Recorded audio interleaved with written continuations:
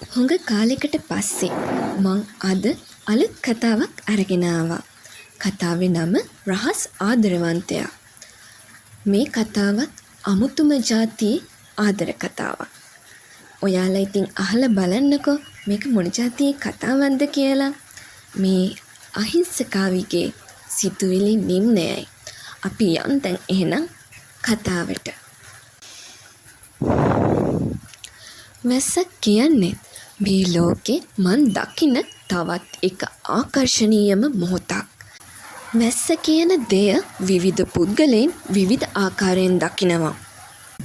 බලාපොරොත්තුෙන් ඉන්න කෙනෙකුට ආශිර්වාදයක් වෙන්න වගේම බලාපොරොත්තු නොවන කෙනෙකුට ශාපයක් වෙන්න මේ වැස්සට පුළුවන්. ඔව්, මේ ලෝකෙ විවිධාකාරයි. එකම සංසිද්ධියක් වුණත් විවිධ කෝණවලින් දකින්න ලබා ගන්න මිනිස්සුන්ට පුළුවන්. ඒකට තමයි ඉතින් පුද්ගල විෂමත්වය කියන්නේ. මේ ලෝකෙ ගොඩක් මිනිස්සු බයයි වැස්සට තෙමෙන්න. හේතු නම් විවිධාකාරයි. ඒත් මම නම් බය අම්මගෙන් අහන්න වෙන බැනුම් වලට. වැස්සට තෙමුණුත් උණ හැදී හිම්බිරිස්සාව හැදී ඕව තමයි ඉතින්. ඌ ඉතින් ඒකත් ඇත්තනේ. එයා අපිට තියෙන ආදරයටනේ මේ ඔක්කොම කියන්නේ. ඒත් මං හරි ආසයි වැස්ස වෙලාවට වැස්ස උපරිමයටම විදින මිනිස්සුන්ට. ඔව්, එහෙම මිනිස්සුත් මේ ලෝකෙ ඉන්නවා. පොත් කියවන්න ආස සමහර අයගේ ජීවිතයේ ආසම වයිබ් එකක් තමයි වැස්සත් එක්ක කෝපි කෝප්පයයි නිස්කලංක වටපිටාවයි. ඒ අයට ඒ මොහොත පුදුම විදිහට දැනෙනවා. ඒ වගේම තවත් සමහරු නම් හරි ආසයි වැස්ස වෙලාවට ඔළුවේ ඉඳන් බෙඩ්ෂීට් එකක් පොරවගෙන ගුලි වෙලා නිදාගන්න. වැස්ස දිහා බලාගෙන ඉන්න වගේම වැස්ස ශබ්දයෙන් විඳින්න කැමති මිනිසුත් මේ ලෝකෙ ඉන්නවා. ඒ අතර මං වගේ පිස්සු ඩයල් නම් කැමති ඒ වැස්සට පැනලා පිස්සුවෙන් වගේ නටන්න.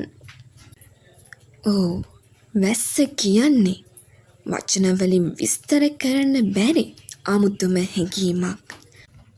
ජීවමාන දිව්‍යමය හැඟීමක් ලබා දෙන අවස්ථාවක්.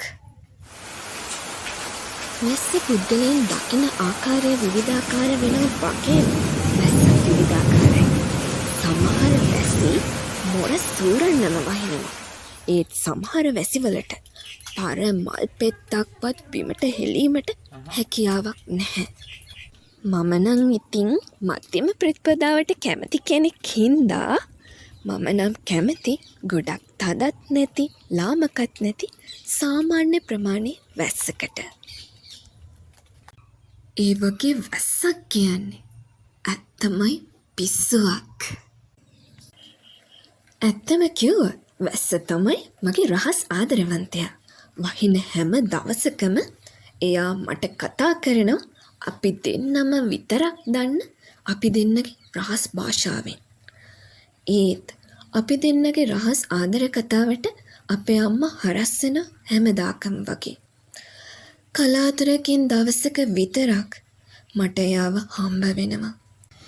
හැබැයි ගොඩක් දවස්වලට එයා මං එනකන් තනියම මග බලන් ඉඳලා සුසුම් කඳුළු හිතේ තියාගෙන ආපහු හැරිලා යන්න යනවා. මටත් එතකොට ගොඩක් දුකයි. මොනා කරන්නද ඉතින්? මම අම්මට ඊට වැඩිය බයයිනේ. වැස්ස වෙලාවට වැස්සත් එක්ක සෙල්ලම් කරන්න, උඩ පැන පැන වැස්සත් එක්ක නටන්න, අකුණ ගහනකොට කන් දෙක වහගෙන ගුලි වෙන්න, වැහි බින්දු පොළොවේ පතිත වෙනකොට හැදෙන වැහි මල් දිහා බලාගෙන ඉන්න, වතුරට පැනලා පිස්සුවෙන් වගේ සෙල්ලම් කරන්න. එයාගේ ආදරයට මං හරි ලෝභයි. එයාගේ ආදරය විඳින්න මං ගොඩාක් හේන දකිනවා. ඒත් ඒවා බොහෝ වෙලාවලට හීනම විතරයි.